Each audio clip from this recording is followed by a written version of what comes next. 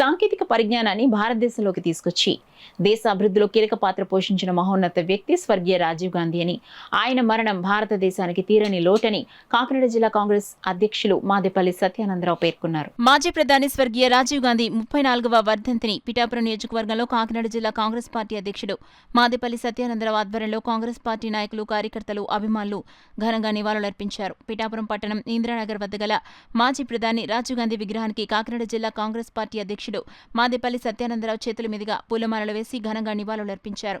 అనంతరం మాదేపల్లి సత్యానందరావు మీడియాతో మాట్లాడారు. ఈ కార్యక్రమంలో పిఠాపురం నియోజకవర్గం Congress party incharge Ganta Satyanarayana, Congress party జిల్లా ఎస్సీసీఎల్ అధ్యక్షుడు సూర్యప్రకాష్ రావు, పుణ్యవంతుల నంద గణేష్, మొగలి వెంకట సూర్యనారాయణరావు, బులిపే జయరాజు తదితరులు పాల్గొన్నారు. అభివృద్ధిని మన దేశంలో చూపించి ఉన్నారు. అటువంటి మహోన్నత వ్యక్తిని మన దేశ ప్రజలు కూడా స్త్రీలకు ఎక్కువ ఇంపార్టెన్స్ ఇవ్వాలనే ఉద్దేశంతో 33% రిజర్వేషన్ తీసుకొచ్చిన ఘనత కూడా ఆయనకే దక్కుతుంది. అటువంటి మహానాయకుడిని దేశంలో పెరంబదూరు తమిళనాడు రాష్ట్రంలో ఎన్నికల ప్రచారంలో శ్రీలంక లిబరేషన్ టెర్రరిస్టులు వాళ్ళ పట్టున పెట్టుకుని ఆయన్ని ఆత్మహత్య దాడి చేసి చంపడం అన్నది చాలా దేశానికి తీరని నష్టము జరిగినది. ఆ తదుపరి వచ్చిన ప్రధానమంత్రి నరసింహరావు గారే మన దేశాన్ని ఎంతో ముందుండి మన్మోహన్ సింగ్ లాంటి వ్యక్తుల్ని, ఆర్థిక శాస్త్రవేత్తలని ఆ రోజు పరిపాలించగాబట్టే మన దేశం అప్పుడు గ్రీవుడ్ యూనివర్సిటీ పేరిట అభివృద్ధి చెందింది.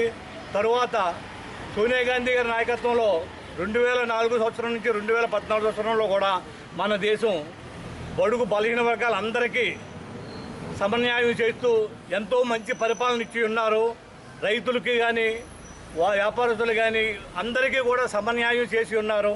ఆ తర్వాత వచ్చిన బీజేపీ గవర్నమెంట్ వల్ల వాళ్ళు హిందూ మతతత్వాన్ని రెచ్చగొట్టారు తప్పితే దేశానికి సరైన సేవ చేసినట్టుకు కానే కాదు.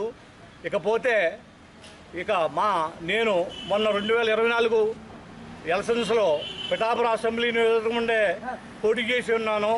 ఇక్కడ పవన్ కళ్యాణ్ గారు పోటీ చేయడంలో యువత ఎవరినైనా టచ్ చేస్తే ఈ దఫా పవన్ కళ్యాణ్ గారికి ఓటు వేస్తామంటే పవన్ కళ్యాణ్ గారు వస్తే పిఠాపురం నియోజకవర్గం ఎంతో అభివృద్ధి చెందుతుందని ఎన్నో ఆశలు పెట్టుకుని ఏ విధమైన వయోవృద్ధులు కానీ యువత కానీ వయసుతో సంబంధం లేకుండా, కులంతో సంబంధం లేకుండా అన్ని కులాల వారు కూడా అపారమైన నమ్మకం ఆయన మీద పెట్టుకుని ఆయన్ని నెగ్గించడం జరిగినది. రమారమి గవర్నమెంట్ ఏర్పడి సంవత్సరం అయింది. ఈ సంవత్సరంలో కాలంలో పెద్దగా అభివృద్ధి జరిగిన దాఖలాలు లేవు.